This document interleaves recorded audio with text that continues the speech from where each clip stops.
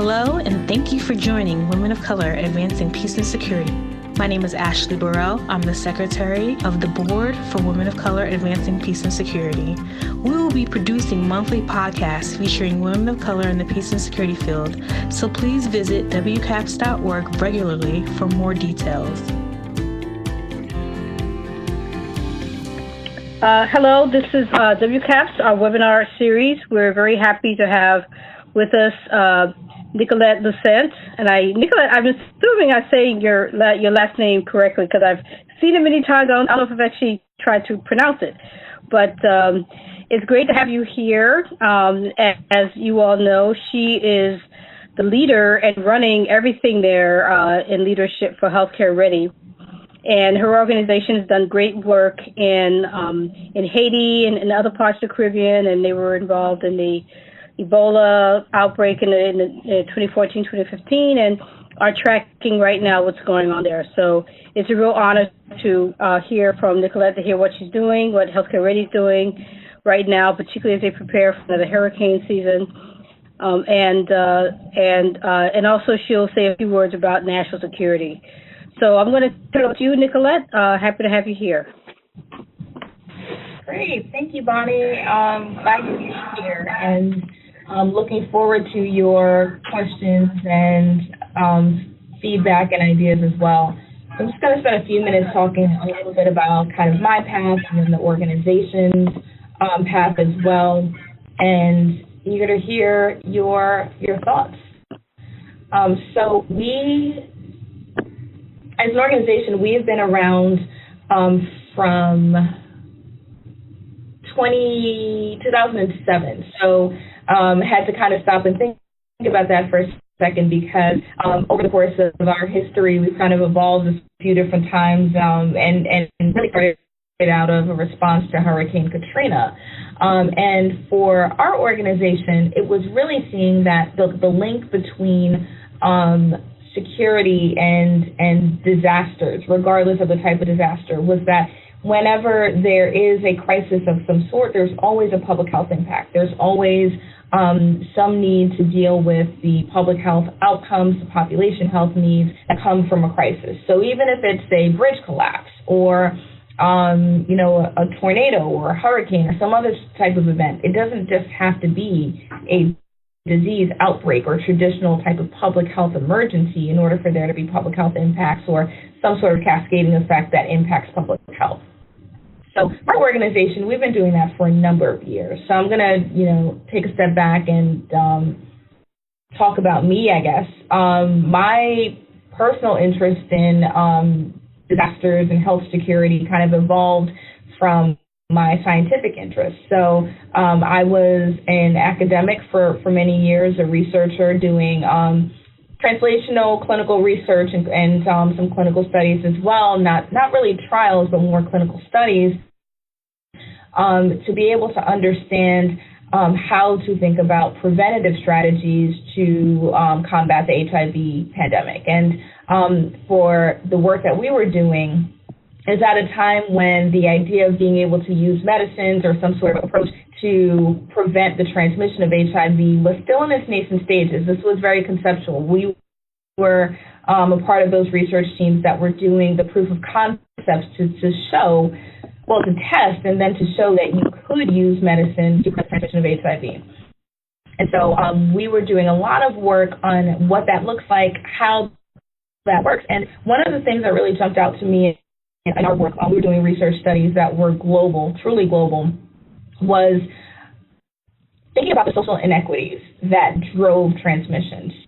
So how did things that were not traditional public health issues, were not actual medical, issues or things that were medically connected to patient outcomes, how did that actually drive what we were seeing as it related to transmission? So things like cultural imbalances of power between men and women, and things that were socially acceptable for women to do or ask for versus men, behaviors from men that were acceptable, the dynamic between heterosexual and homosexual couples, and what was allowed or acceptable in different cultures in different countries, and how those behaviors drove the actual transmission rates and within the incidence rates, the gender imbalances that we were seeing. So those things really played a significant role in thinking about how we designed medicines, how we were thinking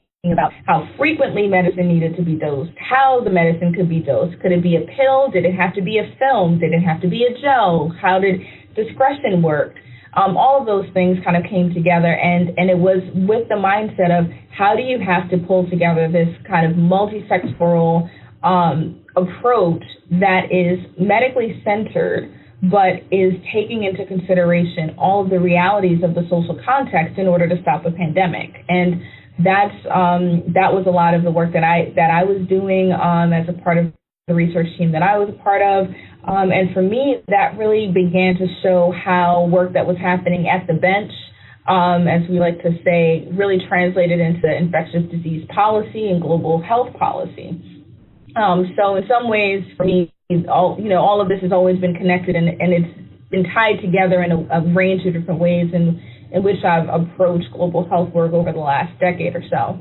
And so for me, moving from kind of the bench and the global health research into global health policy was pretty natural. And then transitioning into health security, again, was kind of a natural fit as you're thinking about the security risks that are associated with health instability. So for me, that really began with a focus on thinking about how to understand what it looked like to be in settings where health access was secure, what that meant relative to how people would be able to respond to a crisis, and how global mobilization of resources for a disaster should be planned for and done in the context of the ongoing threat environment.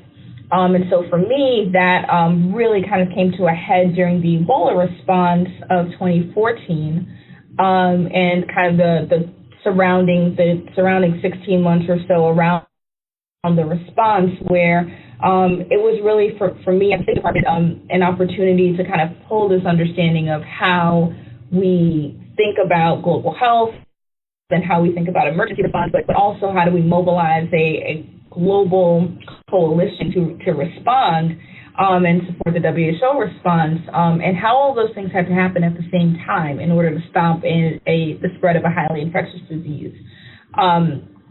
For my vantage point, it's never been that national security is kind of its own silo, and then health security, as we talk about it, is its own. Health security is very much a part of national security, and as we see right now, even as we're thinking about and we're all tracking what's happening in the Congo, and as we see that Ebola outbreak, we know that A, it takes infrastructure in order to be able to respond, and that infrastructure is going to be the same infrastructure that's going to be critical for national security. And B, you really can't have a secure economy, you can't have a secure nation state that has extreme vulnerabilities as it relates to health, as it relates to pandemic risk, disease outbreak risk, and the ability to prevent, detect, and respond to that.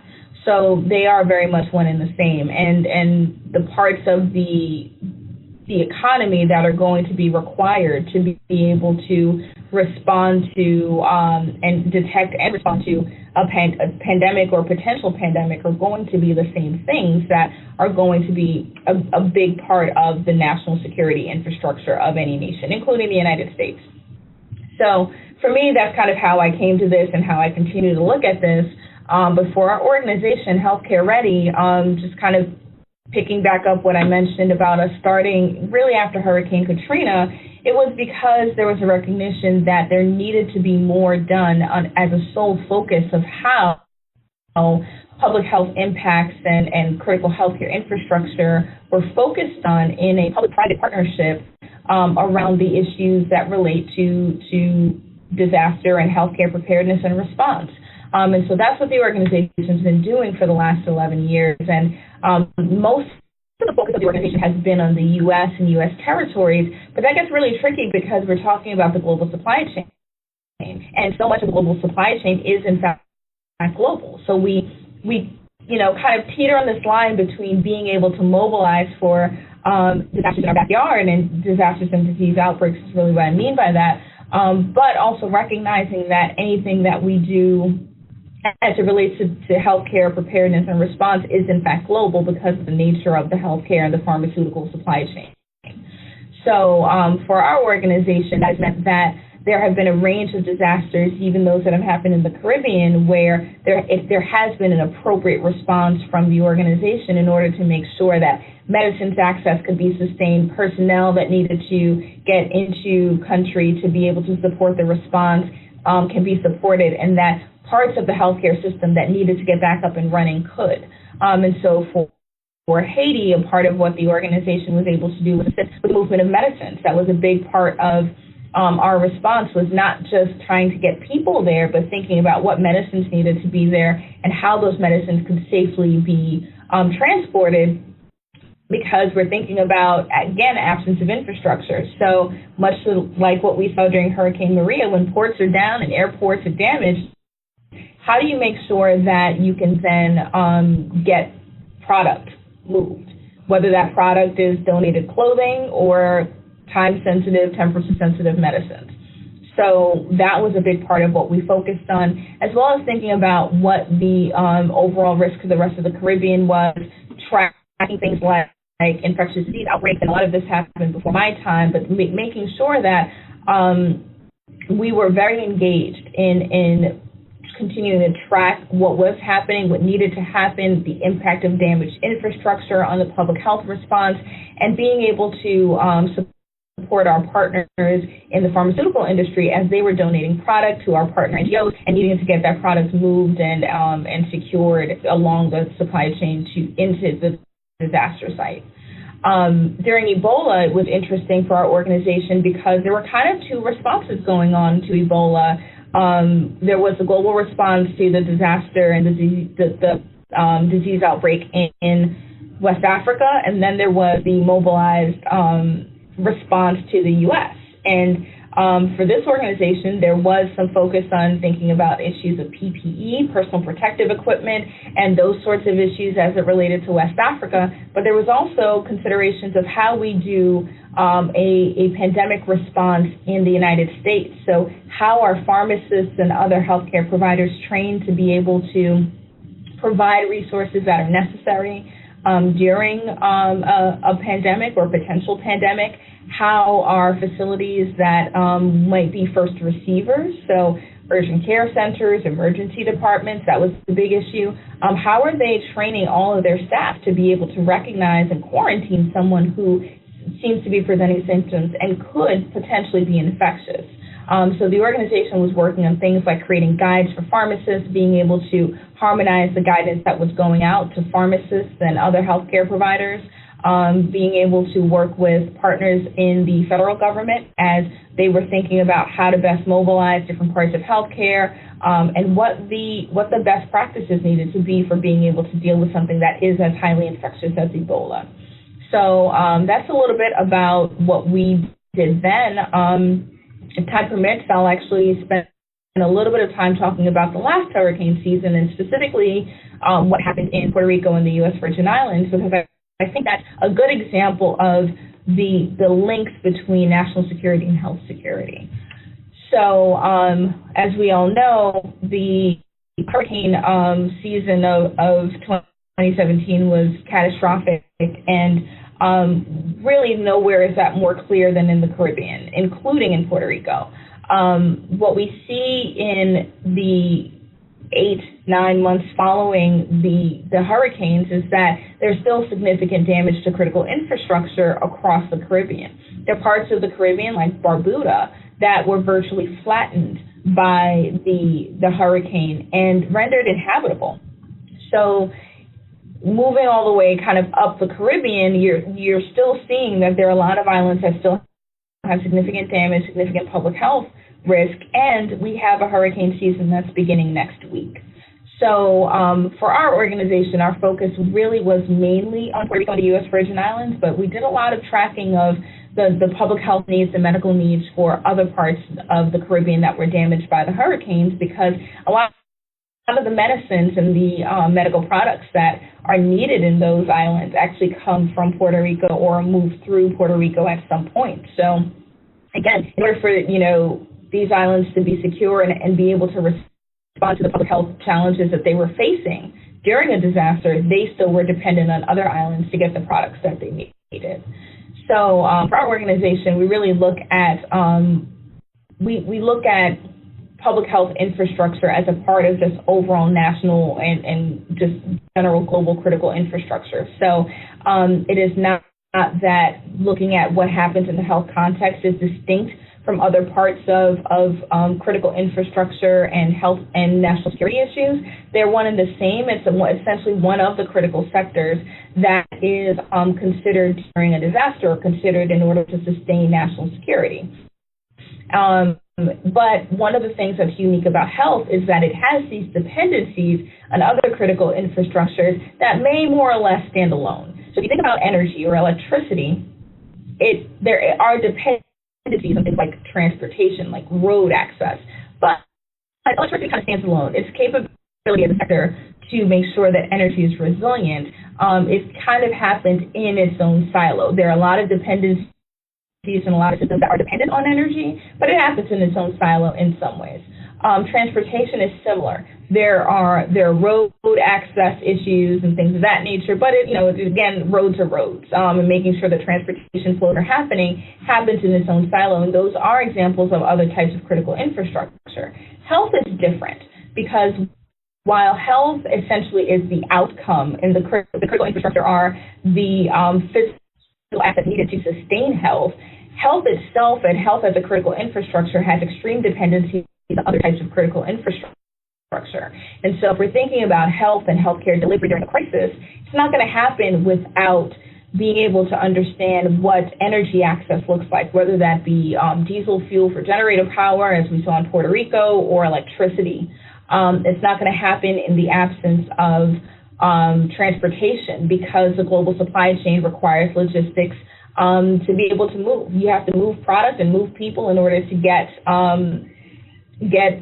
healthcare delivered.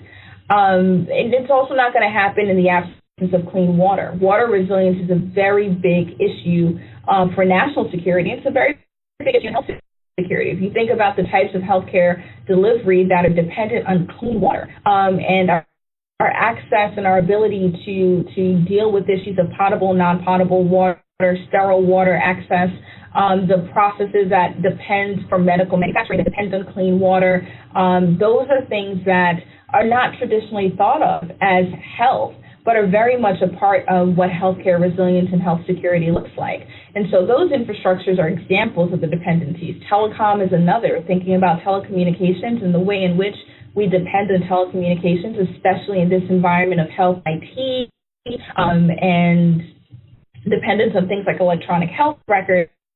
Our dependence on these types of critical infrastructures, which are all critical infrastructures in their own pieces of the national security framework, are incredibly important. And so for us, we do spend a lot of time not just thinking about health in its own piece, but also those critical infrastructures and those dependencies, because we have to be able to work with our partners in those sectors in order to get healthcare back up and running. And that was a big part of what we saw in Puerto Rico, was once the grid went down and we were at a point where water access was intermittent, power access was limited to generator power, and then diesel fuel was a challenge because of transportation issues.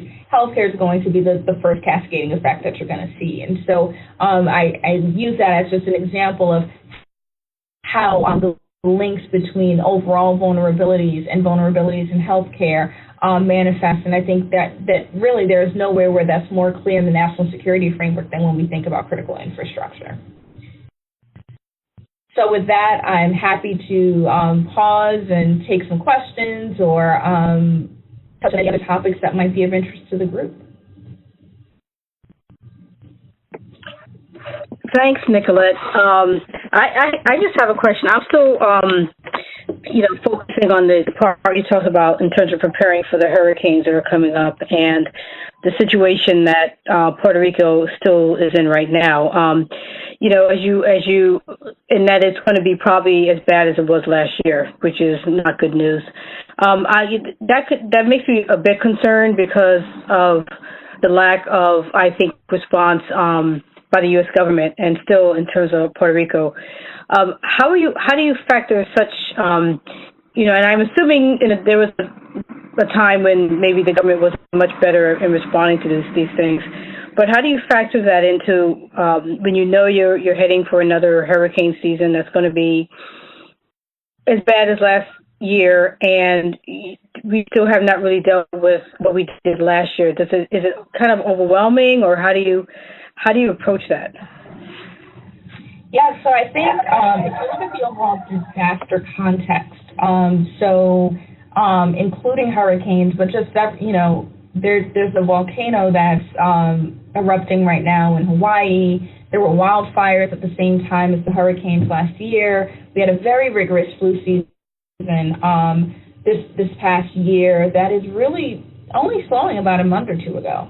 Our overall threat environment is different than it has been over time, but I think probably not as sharply different as we've seen in terms of the number of incidences. What we're seeing is that there are far more intense incidences.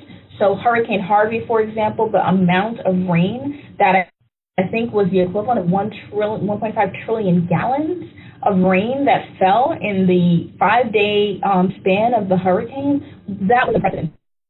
But having 3 extreme hurricanes back to back to back was not. If you look at the 2005 season when Hurricane Katrina hit, there were other hurricanes that were not as catastrophic because of where they hit, but similarly intense. So we've seen this pattern before. And if you look at again, that hurricane season where Hurricane Katrina hit in 2005, then had Gordon, Helene, and I think Isaac in 2006. So we've had seasons where we've seen intense hurricane season, a catastrophic event, followed by another intense hurricane season and potentially catastrophic events as well. But the intensity of those individual events, I think evidence has shown is significantly sharper, and the overall threat environment in which we're seeing more catastrophic events in toto is more significant as well. So again, going back to kind of the wildfires, the volcano that's happening right now, but then also a new, I guess you would say, and less commonly considered to be a public health threat, but it very much is the incidences of shootings that we've seen. The rise of terrorism, whether it be domestic terrorism or otherwise, and that implication of what that means for public health outcomes and public health risk. So our overall threat environment, I think, is a little bit different now, but what we're really seeing is even within that threat environment, the types of events that we're seeing seem to be more extreme.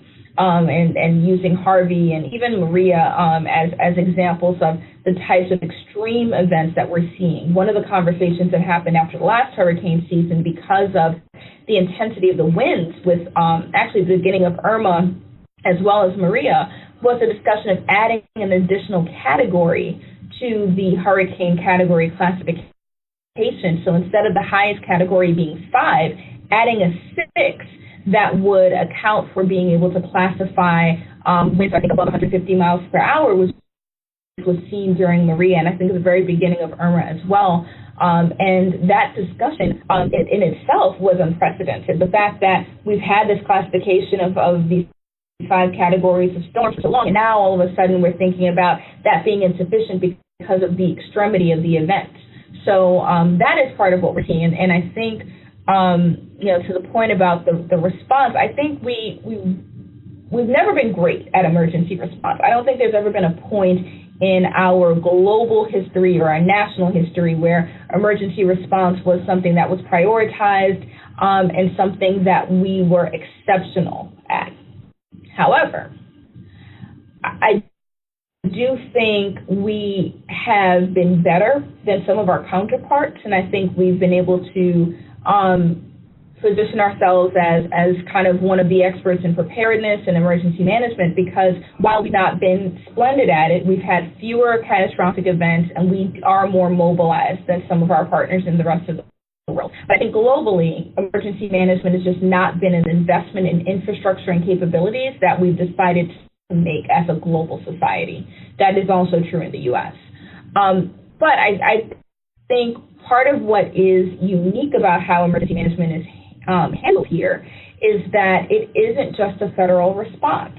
And so part of what we have to look at is how we think about and approach funding and ensuring capabilities at those lower levels of government, that state level and territorial level, and that local level of government, which is always going to be the incident commander for an emergency response. And so that's a big part of, I think, what we're seeing is that if we do solely keep all of our assets in the federal government and all of the capabilities in the federal government, we're going to see that the local governments are not going to be sufficiently powered to respond to events, and they're always going to be in charge in their local jurisdiction. And so that's a big part of it.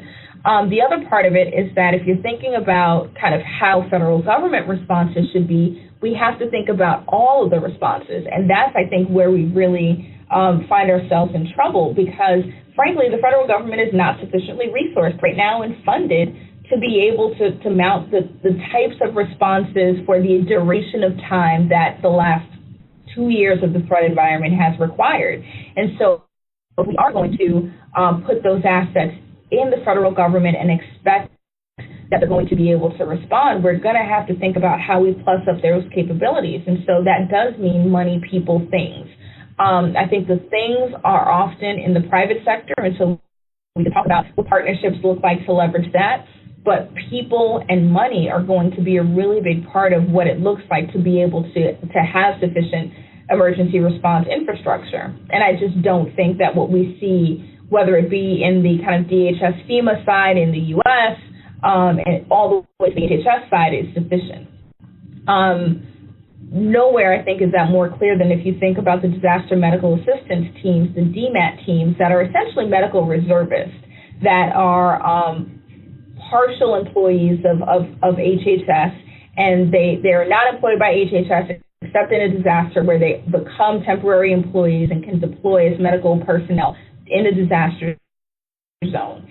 And when you think about the DMAT teams, they work in tranches. And as on the DMAT list, they were all the way at the bottom tranche of the list of people that they could deploy by the time hurricane season ended. And that was just because of the number of events that we had.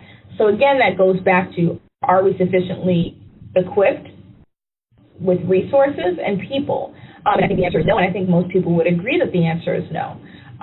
So for our vantage point, what that leads us to is we have to get to a point where we're putting all assets and resources on the table to be able to respond, not just depending on the federal government to do it. Fortunately, emergency management is not really a political issue. However, investment in emergency management is going to be a political issue because it's going to be competing with other priorities, and emergency response and frankly, national security is one of those that may or may not be the highest priority depending on the priorities of the day.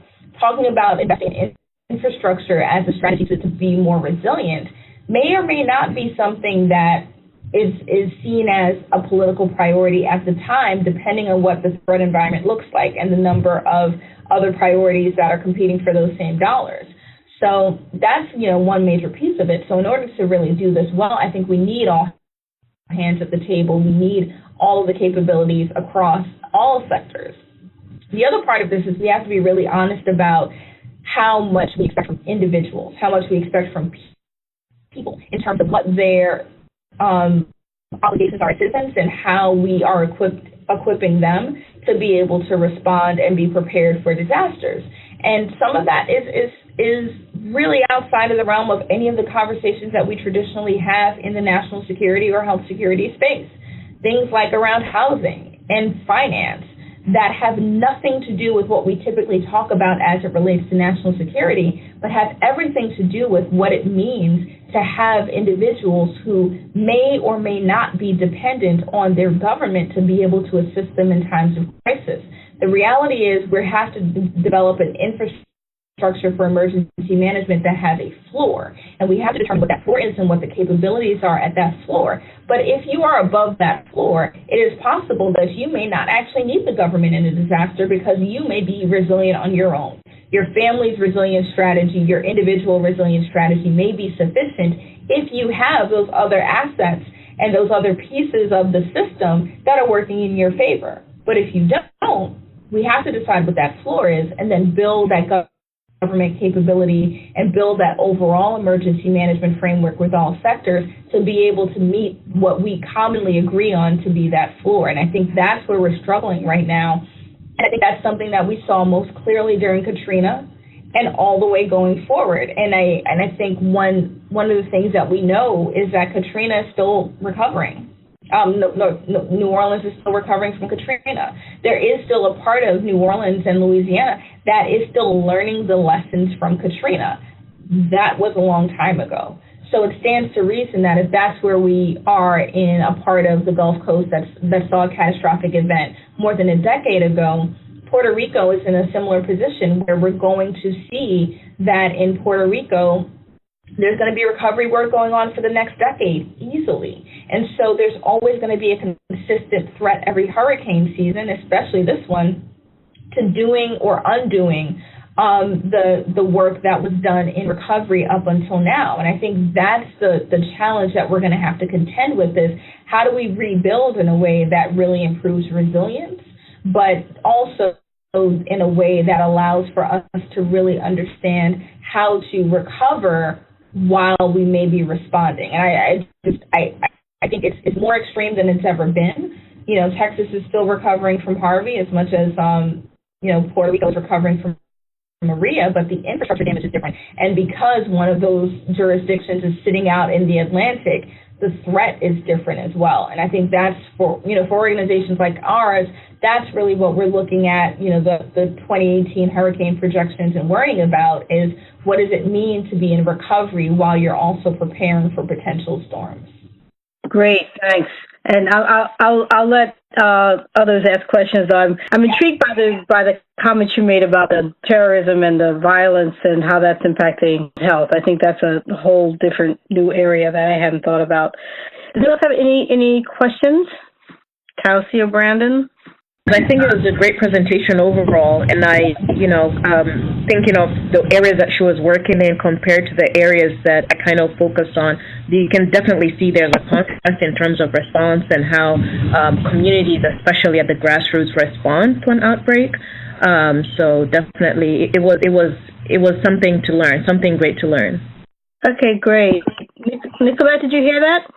I did. Thank you. Okay. All right, great. Brandon, did you have any comments? I just had a question. You brought up public-private partnerships in combating some of the global health security issues that we have. Is there any thought to maybe a future of an advisory committee made of academia, private health, and maybe civil society to serve as an advisory committee, since there's no really interagency effort to combat global health? As you mentioned before, since global health relies on so many critical infrastructures, that interagency effort would be really beneficial to you. So any thoughts to the future of that? Nicolette, did you hear? I did not. It really had to deal with public-private partnerships and can the private sector, I believe, Randy, you were saying, how can you leverage public-private partnerships to help with some of these responses and disasters and things like that? I think that's what you were saying. Is that correct, Brandon? That's exactly what I'm saying. Lack of interagency work, of centralized interagency work in the federal government to be able to be effective at answering some of the emergency problems that we have in global health. Does that make sense? I heard enough pieces that I think I could put it together. Yeah, put that with what I had originally said. So I think it's really about public-private partnerships. I think that's the foundation of the question. Okay. So, public-private partnerships play a large role, in part because so much of the assets that we need during a disaster are in the private sector.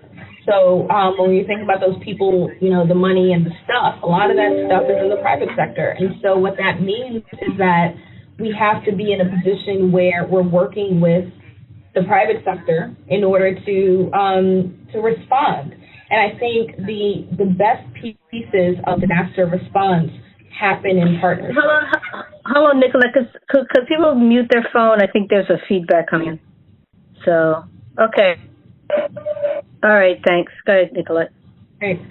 So I think really what we've seen and really why the organization that I lead even exists is because public-private partnerships were not happening always during disasters, and oftentimes that was the difference between people surviving and not, because they just didn't have what they needed in order to respond. The government does not have in a silo everything that is required for a sufficient emergency response, and that's not just the U.S. government, that's every government. And so in order to make sure that the response is sufficient, it requires partnerships. Now, how those partnerships happen is difficult. It's hard to make sure that engagements are happening between partners and that the relationships and the business model, the government has its own business model, the private sector has its own business model, how they work together and can translate and understand each other's needs is a real challenge in building those partnerships. So it's not always just that the government, that the government does its thing and that the private sector does its thing. It's not always that the government is contracting the private sector to do things. And I think part of what's been difficult about the partnerships between the two sectors is that understanding the respective business models and how they come to the issues and what the capabilities are and what they're looking to get out of it has been really hard. I do think there's been a recognition, especially after the last few years of disasters, that no one can go it alone. And I think that has been a motivator for keeping folks at the table in a lot of these disaster preparedness conversations, and will probably be a motivator helping people to find ways to work together whether they want to or not. I think overall there is willingness. One of the recognitions in the issue of critical infrastructure, as I was talking about, is that vast majority of it, I mean, more than 85% is owned and held privately and held by the private sector. And so when we are talking about those healthcare facilities, the medicines, all of those trucks, those are private sector assets. And so the partnerships are required at a basic level, just being able to understand who holds what and how you work with them to be able to get access to the things that you need. On the more complex level, it's not just who owns what, but what capabilities do they have to be more resilient so that during a disaster, you can work with them to make sure that not only are they back up and running, but they're up and running in a way that benefits the people who are going to need it most during a crisis. And really, I think that's the point at which we're in the partnership realm, where the private sector has been mobilized, and sometimes through traditional NGO channels, the ones we all know and have heard of, but oftentimes through their own initiatives and their own work, especially in places where they may see that there's impact to the people that they serve or the people that are employed by them. They will have their own capability. But what we're starting to see is an effort to merge those. So that it's not just that the private sector is kind of going off and their thing, working with NGOs and kind of dealing with their piece, but they're doing it in tandem so that there really is a unified response that has respective capabilities from the different sectors. And I think that's the direction that the partnerships are going in, is not just kind of a quid pro quo, but more of a how do we do this in a more harmonized fashion, and how do we really understand the respective capabilities and hold each other accountable to fulfill our respective missions in a way that really moves everything forward. Thanks, Nicolette. I think that that's a good response to the question. And yes, I mean, I know with the Ebola situation, as you know, there was a lot of movement with the private sector, with GHSA, Global Health Security Agenda, and working. So, you know, it's good to see the interaction in terms of the private sector. If there are no other questions, we only have about 11 minutes left. I just wanted to go back to your point about the, you raised it during your discussion in response to my question about the upcoming hurricanes this year, and you mentioned, actions by, terrorists or use of guns or things like that, and the impact of health. I mean, can you just say a little bit about that? Only because it's an extremely logical point, but I hadn't really been thinking about that in a different way beyond, the killing and the health to the individual. But you're kind of saying something a bit different. Could you say a little bit about that? Sure. So when we think about terrorism and the public health impacts, some of those are immediate and some of those are more of the cascading. What we've seen in the last year of events is that there have been a number of shooting incidences in the U.S. that have surrounded hurricane season. So if you think about even while we were talking about wildfires and hurricanes, we were also dealing with the Las Vegas shooting. There is a public health emergency response to those sorts of events as well. And that is because there's a need for mass care.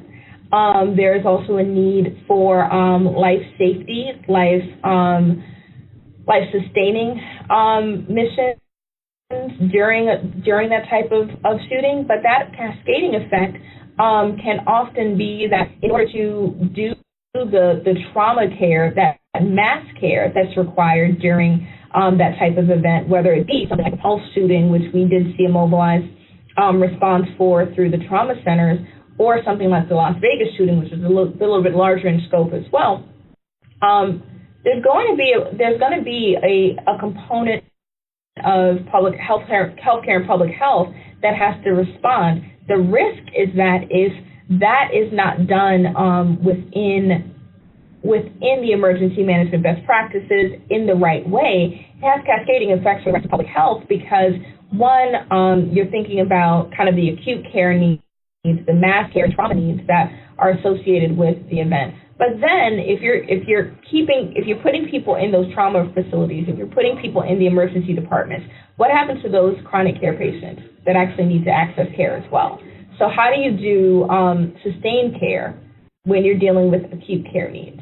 And a lot of that has been worked through over the last few years, and that's a major focus of what healthcare and public health think about is how do these trauma care facilities, how do these level 1 trauma facilities, for example, respond when there's an event of that nature in a way that is sufficient to the need that is surged from an event, but also that minimally disrupts the rest of healthcare. And that's a big consideration for us day in and day out because, when we were dealing with Las Vegas, that shooting happened right in the middle of hurricane season. So if you're thinking about where assets are already deployed, that was, if you'll bear with me for a second, that was a catastrophic event. And that catastrophic event was happening in a geographically separate location. But if you actually took that event and put it somewhere that was closer to where the hurricanes were happening, which could have easily happened, we had Pulse in Florida. Now all of a sudden you have an extreme strain on healthcare facilities that were already strained. So there is this concern around mass care that is a part of emergency management, but there's also this concern around trauma and the role of how to deal with healthcare facilities that are able to deal with acute care needs as well as chronic care needs, and the role of different healthcare facilities and different strategies to be able to separate out what the acute care needs are and the chronic care needs. Taking that back to Ebola for a second, if you kind of take that concept, it was the same reason that we saw an increase in maternal mortality rates after Ebola, because women were not going to hospitals that could have had a potentially infectious person in an emergency department to have their children. They were delivering at home in high-risk environments because they didn't want to take the risk of going into an emergency department that could have had someone that had Ebola. And so we saw the surge, and it's kind of the same thing applied in a different threat, but it's the idea of how do you deal with the acute needs in a way that allows healthcare facilities to absorb and process and deal with those needs in a way that it's life-sustaining and life-saving, really, without doing damage to the chronic care or the routine health needs that may be a regular function of public health activities in a healthcare facility. Great, thanks. I mean, that really does highlight the some of the other aspects to this entire issue of things we're dealing with right now in the U.S., and they're not isolated. They're very much connected. Particularly for those in the healthcare field who have to deal with all of these different type of different type of things. So thanks for that. Unless we have another question, we have about 5 minutes left. And if I don't see or hear anything, I just wanted to thank you, Nicolette, for doing this. I know that, we tried to do this a couple of times and we finally were able to do it. So thanks for doing this. I'm going to be putting this up on our website so that people can listen to this in the future. So, good luck with all of the planning. I really hope it doesn't get too bad this year because it was pretty bad last year. And as you said, we're still recovering from, Katrina, much less what happened last year. So, you just wonder how many disasters we can really deal with, particularly since, as you say, we're never been very good at planning for these things. So let's just hope that it's not too bad. We thank you and organizations like yours that are out there trying to help us, help the global community in dealing with these disasters. And thanks for being an advisory council of WCAPS and for all the work you do as well for the organization. So with that, I'll just let everybody go. It's almost 12. So thanks again for listening, folks, and enjoy the rest of your day. Thank you for having me. Have a great one. Thank you for joining Women of Color, Advancing Peace and Security. Please visit WCAPS.org. That's WCAPS.org.